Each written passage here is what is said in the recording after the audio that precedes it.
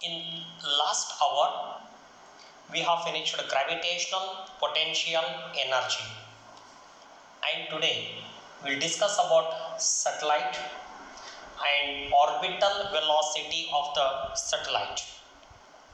In theory, we have studied that satellite means it is a small body revolving around a large body. That is, if it is a large body, then around this large body, if any small body is revolving, then this small body is called as satellite. And in theory, we have studied different types of satellites, that is natural satellites, artificial satellites, etc., etc. Today I don't want to discuss about that. So today in brief I try to take here. Consider a planet, or say it is our Earth. It is our Earth. And launching of satellites, I don't want to discuss here. In launching of satellites, we have seen first we'll provide certain height, then we provide the horizontal velocity. If this velocity is small, then the satellite will fall here only. If we increase the velocity a little bit, then it falls here. If we increase little bit, then it falls here. Then if I increase the velocity a little bit here, then the satellite will move around the planet in the circular orbit. Then that velocity with which, the minimum velocity with which the satellite should project so that it moves around the planet in the circular orbit is called as the orbital velocity. Means velocity with which a satellite revolves around the planet in the circular orbit is called orbital velocity. Now question arises, what happens if we provide a velocity greater than orbital? If you provide the velocity greater than orbital, then also satellite revolves, but orbit becomes elliptical. As we go on increase the velocity, the ellipticity goes on increases. But at the same time, distance of the satellite from the planet or Earth goes on increases. Hence, gravitational force decreases. If you go on provide a velocity at certain velocity, the satellite reaches to certain distance where gravitational force is negligible. Then instead of revolving, it goes out of gravitational force of the Earth or planet. Then that velocity with which it is projected is called as escape velocity or escape speed. About this escape velocity or escape speed we'll discuss in the next hour. Today we'll discuss about orbital velocity. Right? See, just now I said orbital velocity means the velocity with which satellite revolves around the planet in circular orbit. This is a planet.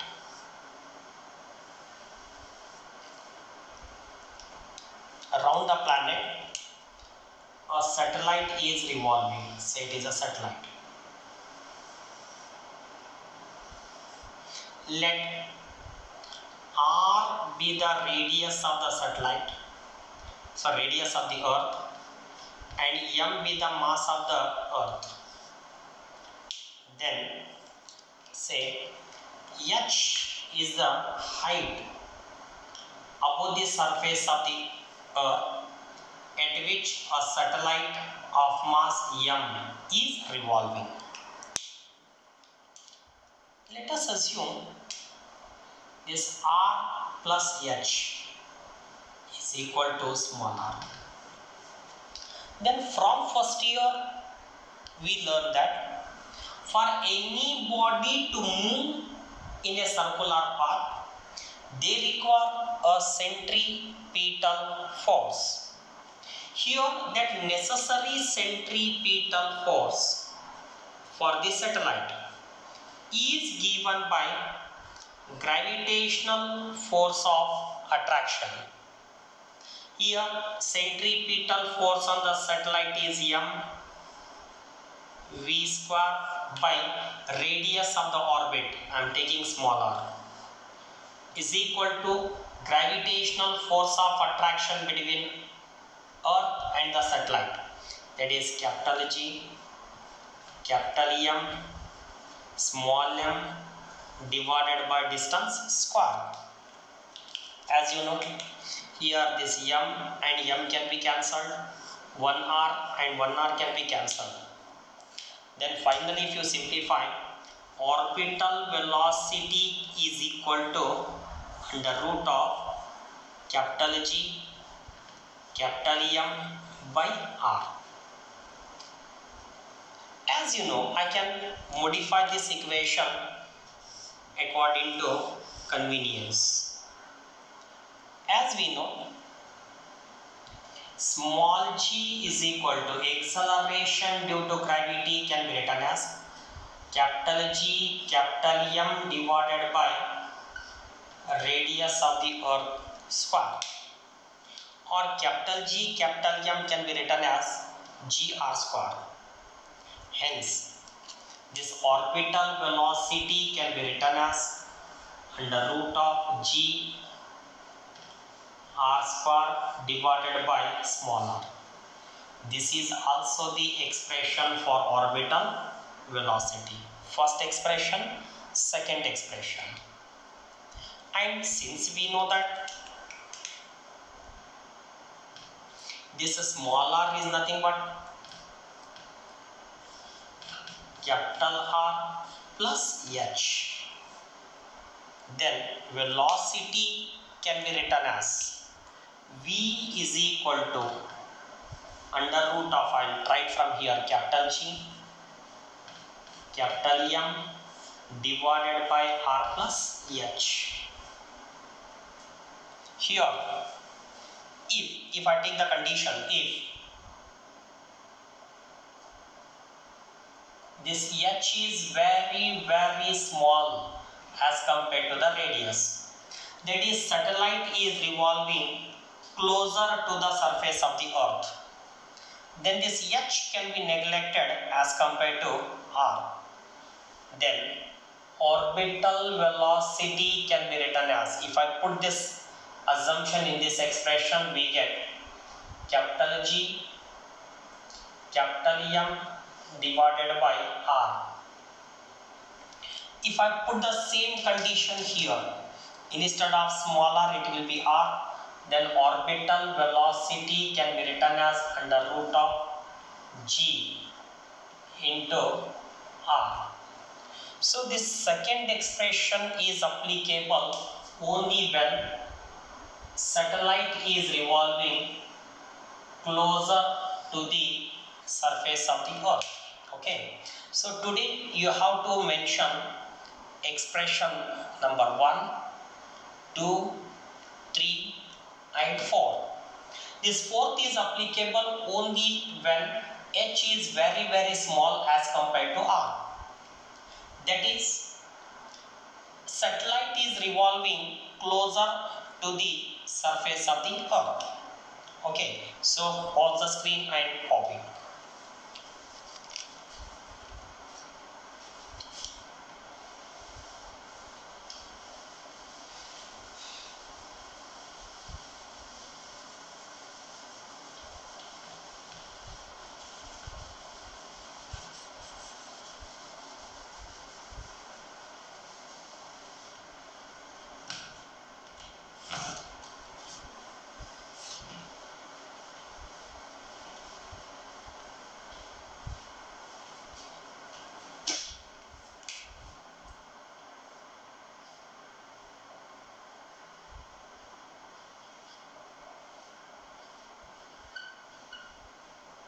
So next is time period of a satellite. What is a time period? You know, say it is Earth and satellite is revolving around the Earth, and this. Then time taken by the satellite to complete one revolution, is called as time period. How do we take this? We know that velocity can be written as distance traveled divided by time taken. So for one rotation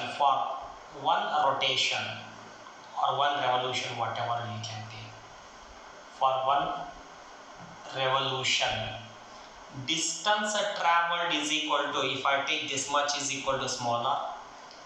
2 pi r is the circumference of the orbit, and for one revolution time taken is called time period.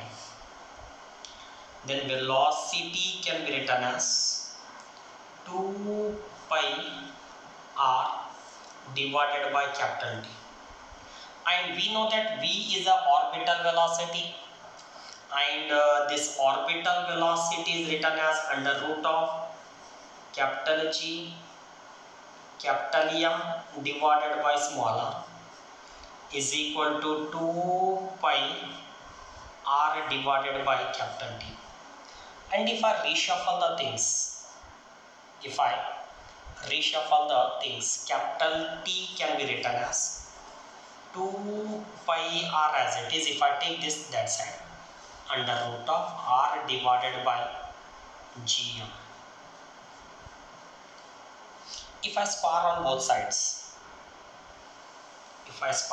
sides, then t square is equal to 4 pi square. This is r square, it is r means r cube, divided by capital G capital M. So this is an expression for the time period. From this it is clear that square of the time period is directly proportional to cube of the radius of the orbit. That is, square of the time period is directly proportional to cube of the radius of the orbit. This is nothing but Kepler's law of period. That is the third law of period. Okay, and here also we can simplify. That is, we know that this r is nothing but r plus h. If h is small, then we can neglect that.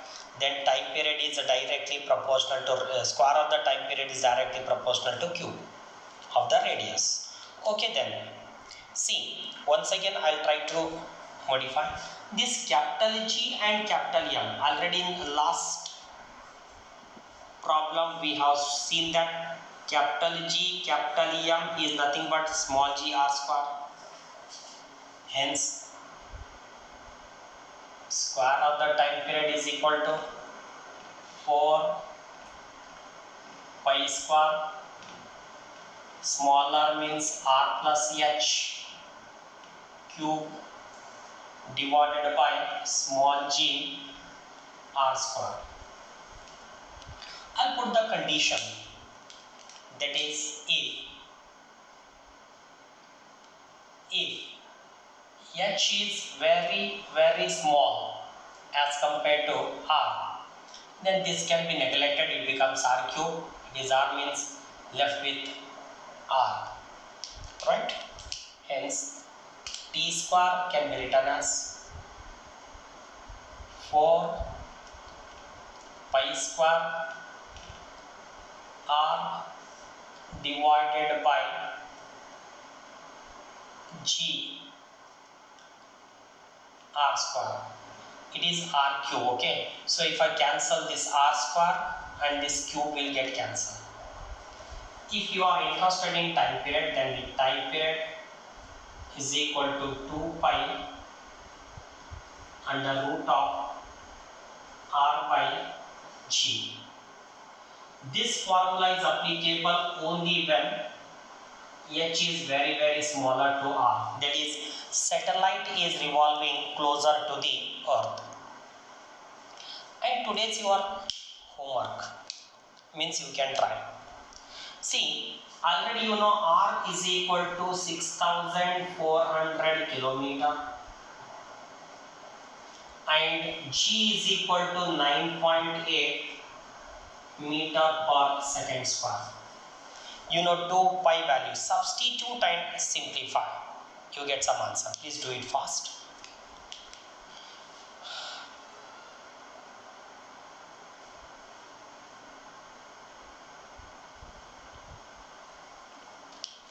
You know, here we get time period is equal to 1.41 hour.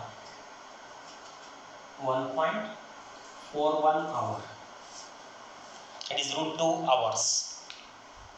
Okay, see, suppose if this time period of the satellite is instead of 1.41 hours, if it is 24 hours, that is equal to time period of the earth. So, okay, so then that satellite is called as geostationary satellite. That is if T is equal to 24 hours, then that satellite is called as geostationary satellites. Geostationary satellites.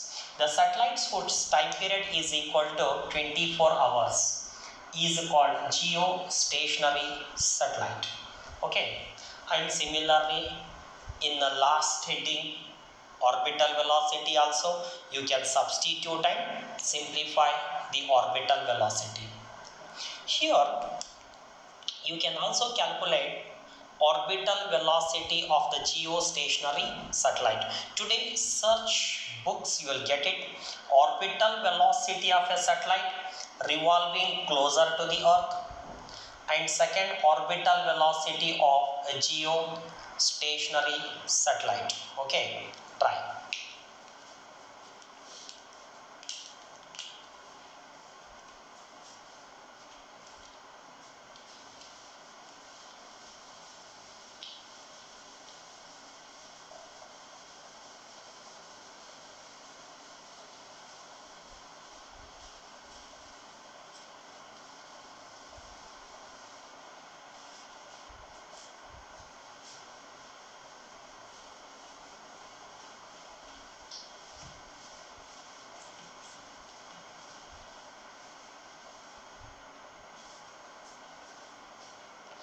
Next is energy of satellite. Energy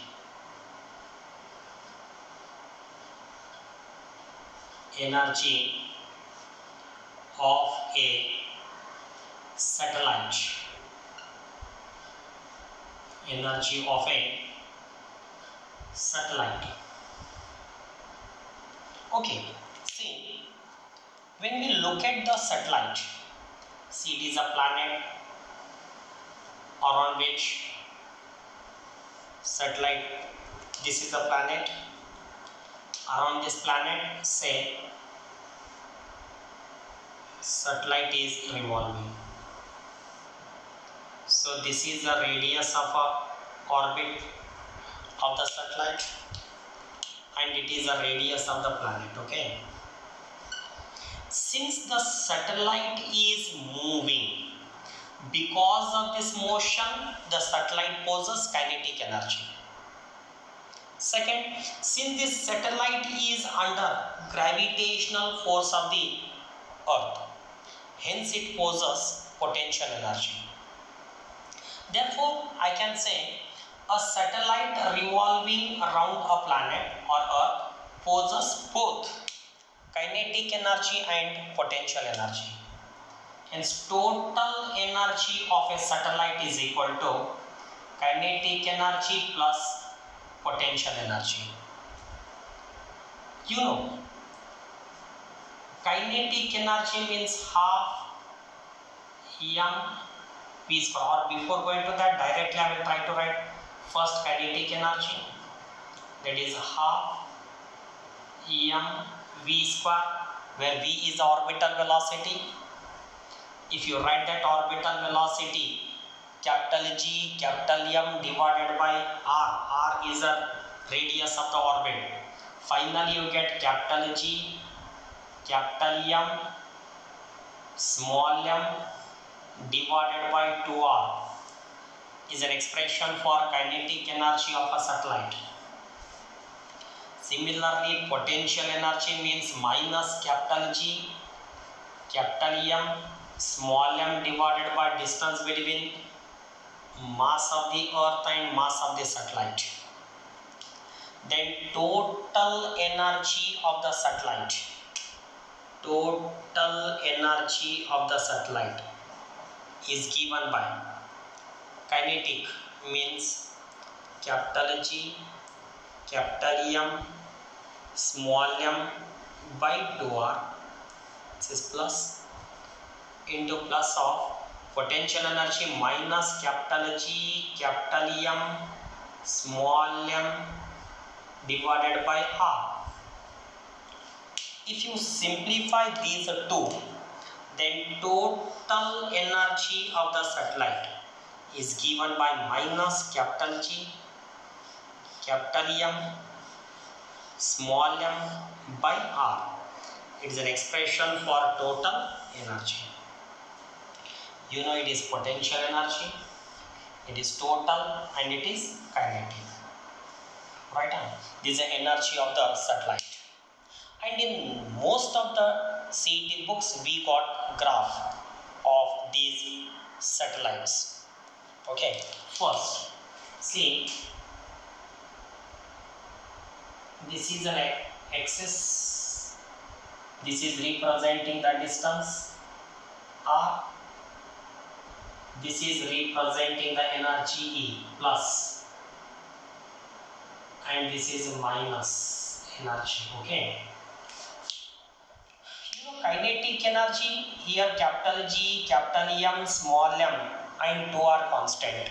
Here kinetic energy varies only with a small r. Hence kinetic energy is inversely proportional to the distance. Okay. Therefore, if something is inversely proportional to the distance, graph will be like this.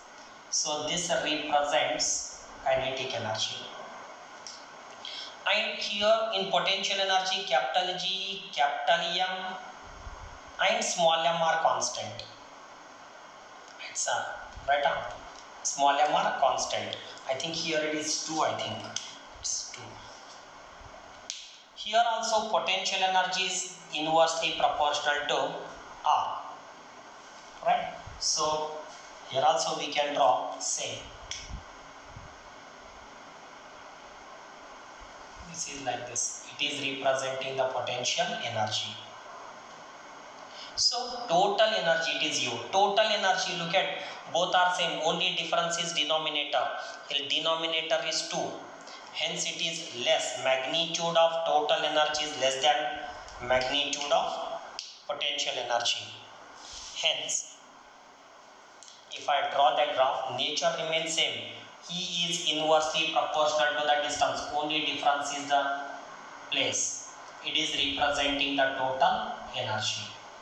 So this is the graph of energy of a satellite. Please note down kinetic energy, potential energy, total energy and graph. Please fast.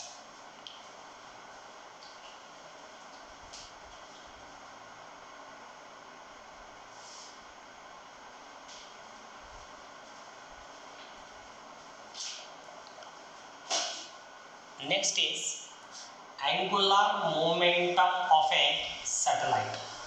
I think this is easy to understand, just I am writing this heading. angular momentum of a satellite.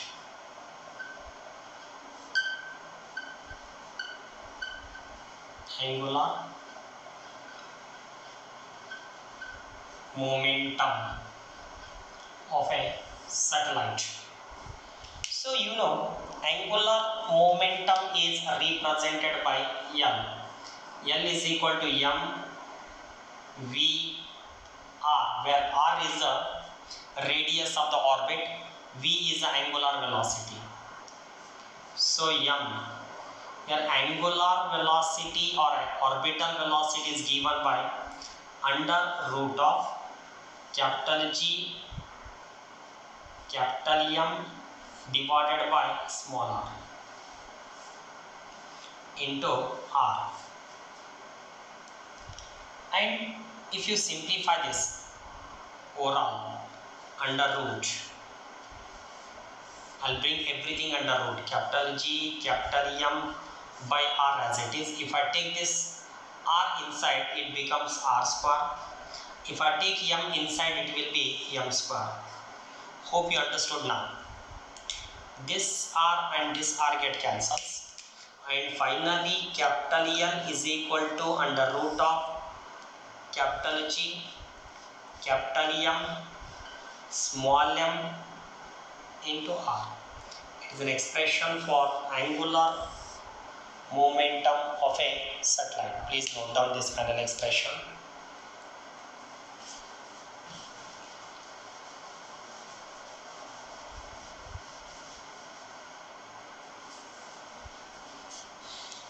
This is our synopsis on angular. This is synopsis on a satellite actually, complete synopsis on satellite. Now we come across questions. Hope I have given one or two questions in gravitational force. Example, first question I discussed, when two masses m and m,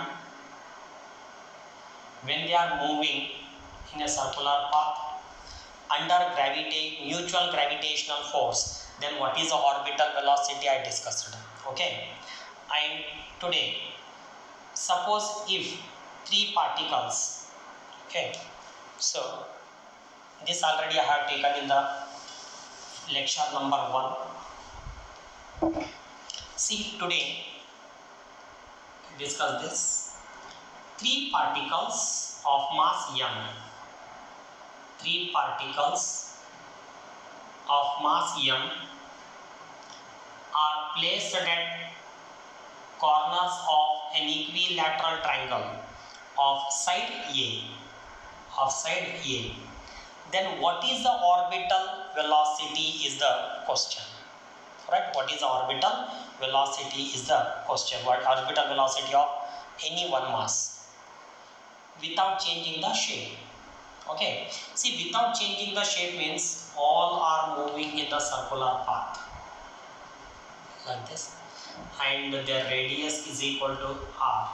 Okay, then we know that today the necessary centripetal force for any one mass is provided by gravitational force. When you look at the mass, this mass is experiencing force by this mass as well as by this mass. Okay, and that force is given by capital G m1 into m2 divided by distance r. If I look at the force between this and this mass, capital G remains same, that is toward this side. Okay, and what is the product? M into m square. Distance is a. If I look at these two, capital G same, product m into m square same as this, distance a same as this. It means force on this mass due to this and due to this are same, that is F and F. Both are making an angle 60 degree.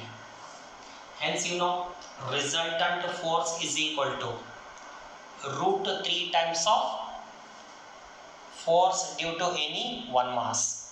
Therefore gravitational force on any one mass is equal to root 3 times of capital G into m is m square divided by distance between two masses is a square. So it is square. Then we have to write centripetal force. To write the centripetal force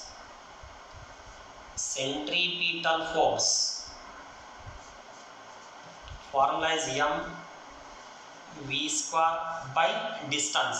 This distance of the circular path is r. Today we don't know what is this r. For that, once again try to take this is equal to 30 degree and this is equal to a by 2. In this triangle, this required is the hypotenuse. So known is adjacent. When adjacent is known, hypotenuse is required. Then you know what we should consider. We should consider cos function. Cos of 30 degree is equal to adjacent is a by 2 by hypotenuse means probably it is a by 2r. It is root 3 by 2 a by 2r. 2 cancel. R is nothing but what? A by root 3. A by root 3. Then if I substitute here, then according to this, necessary centripetal force is provided by gravitational force. Centripetal force is m v square by r. Gravitational force is root 3 times of capital G m square by a square. Okay. Then I can say this m and this get cancels. We are interested in v with what velocity they are revolving. So v square can be written as root 3 capital G m by a square. If I send that r that side, it will be r. You know r is a by root 3. V square is equal to root 3 capital G m by a square. R is nothing but a by root 3. You know, after all simplification, root 3 cancel, a cancel is v square. Finally, v can be written as under root of capital G m by a. This is the velocity with which each mass will revolve. Okay, copy.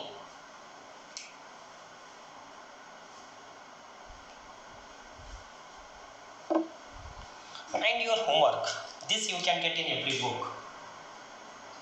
If 4 masses m and m are placed at each corner of a square of side A, then with what velocity they revolve? What is the orbital velocity of any one mass without changing the initial position? This is your practice question. Practice, okay.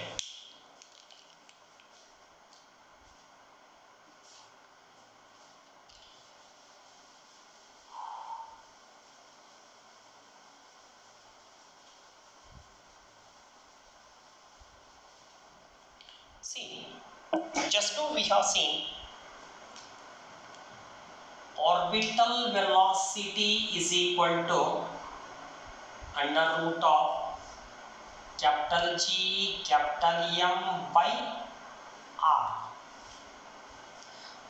Now gravitational force between two masses is given by capital G m1 m2 divided by r square, distance square.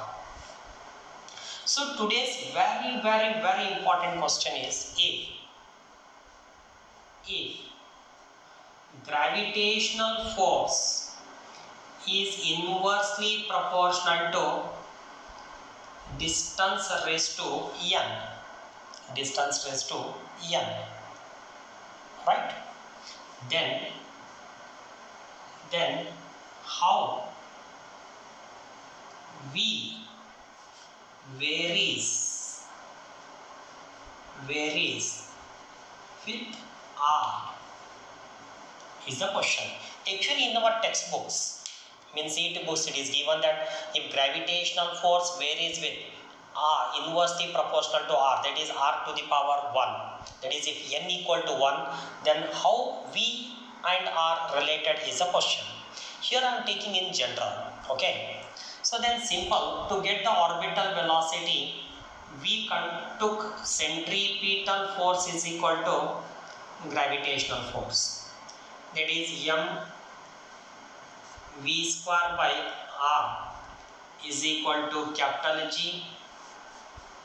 So capital M small m by r to the power n, right? Then you know this and this get cancels. If I take it this side, it will be r this side. If I take, and finally if you take v square is equal to capital G capital M divided by r to the power n minus 1, or v can be written as v is equal to under root of capital G capital M divided by r to the power n minus 1.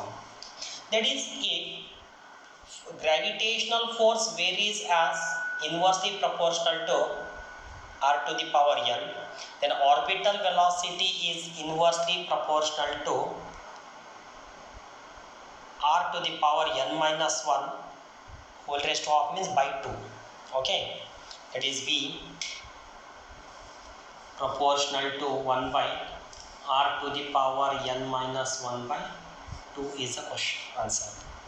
Example, in every book they wrote, if f is inversely proportional to r, that is instead of n, if it is 1, then it is 1 minus 1 is 0, 0 by 2 is 0, anything raised to 0 is 1. Then it means it is independent of radius, okay. So copy this.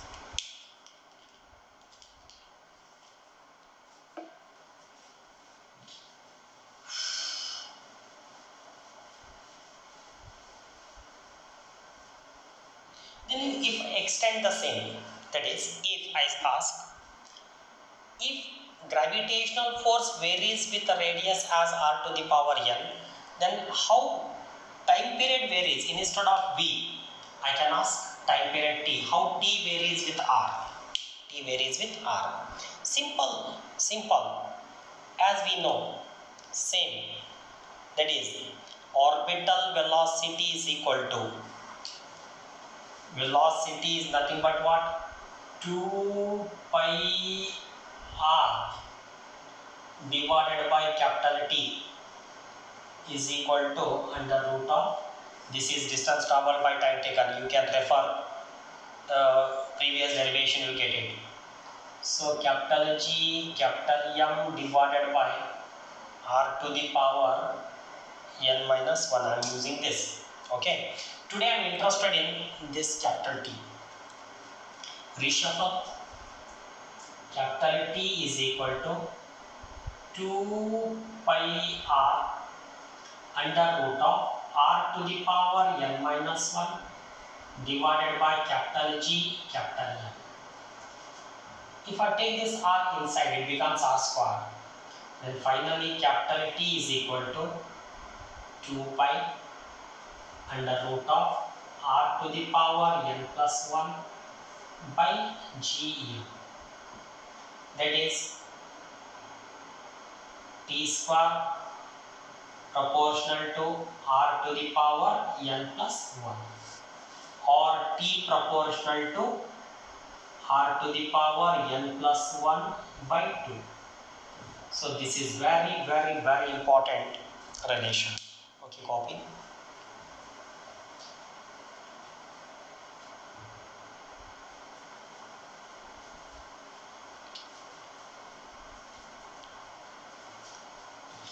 Now there are few more questions based on this orbital velocity, radius, time period, etc. Okay, one small example I want to take here, that is we have two satellites. This is a Earth of radius r. One satellite is revolving here at a height r from the surface of the Earth. Second satellite is revolving at a height of 7r. Two satellites are revolving around a planet in an orbit of radius r and 7r from the surface of the Earth. Then what is the ratio of their time period? What is the ratio of their time period? T1 by T2 is the question. It is the first satellite, it is a second satellite. So, as we know, radius of the orbit of the first satellite is r plus r is 2r. Radius of the orbit of the second satellite is r plus 7r is 8r. R2 is 8r. 8r means directly I can say r1 by r2 is equal to 1 by 4. Check it. As you know, square of t1 by t2, square of the time period, is equal to cube of the radius. Hope you can answer this. R1 by R2 is 1 by 4.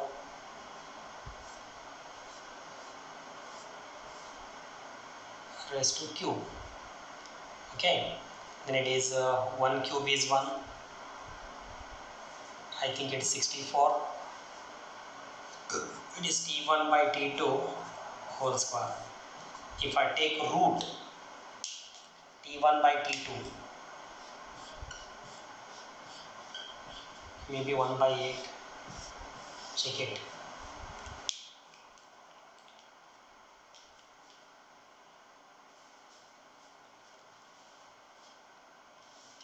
And another simple question.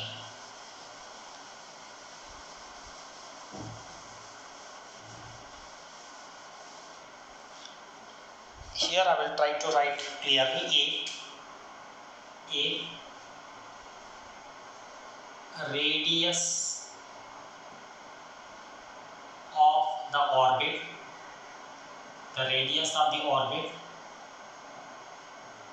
changes from r to 1.01 r. Then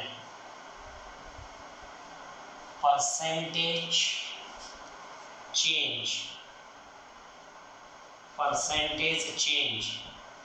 in time period is the question. Percentage change in the time period. Okay.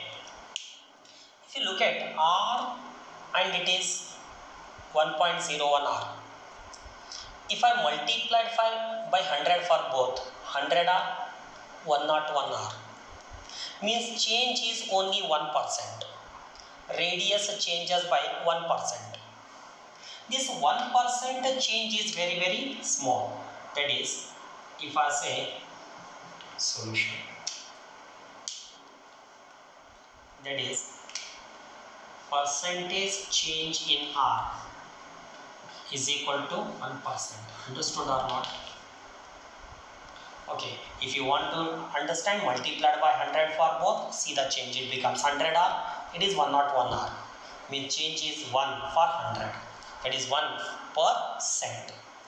Then percentage change in the time period is a question.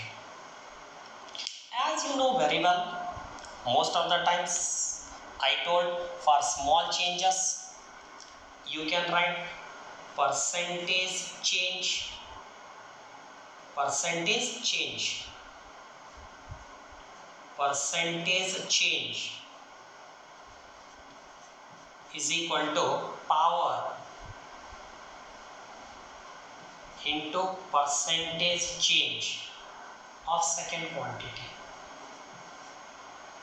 Okay, so today we want percentage change in the time period.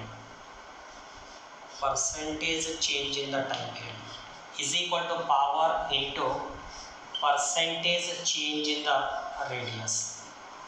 Since we know that square of the time period is directly proportional to cube of the radius, or t proportional to r raised to 3 by 2. Here percentage change in the time period is equal to, here power of r, that is 3 by 2. 3 by 2 into percentage change in the r is 1. Therefore finally it is 1.5% is the change in the time period. Please copy.